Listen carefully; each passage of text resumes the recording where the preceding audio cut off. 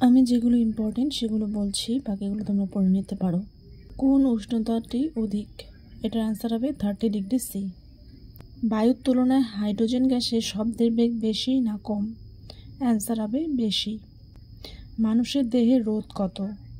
10 kilo ohm. Muriatic acid কি? Hydrochloric acid. বৈদ্যুতিক হিটারে কি তার ব্যবহার করা হয়? নাইক্রোম। একটি আদর্শ অ্যামিটারের রোধ কত হওয়া উচিত? 0। শব্দের প্রাবল্য বা তীব্রতা মাপা হয় কোন এককে? ডিবি। শুষ্ক হাইড্রোজেন ক্লোরাইডের লিটমাসের বর্ণ কিরূপ পরিবর্তন হয়? কোনো পরিবর্তনই হয় না। শব্দ তরঙ্গ অনুদৈর্ঘ্য তরঙ্গ না তির্যক তরঙ্গ? শব্দ তরঙ্গ অনুদৈর্ঘ্য তরঙ্গ। এসি ও ডিসি এই দুই ধরনের তড়িৎ প্রবাহের কোন ক্ষেত্রে চৌম্বক ক্ষেত্রের সৃষ্টি হয়? উভয়।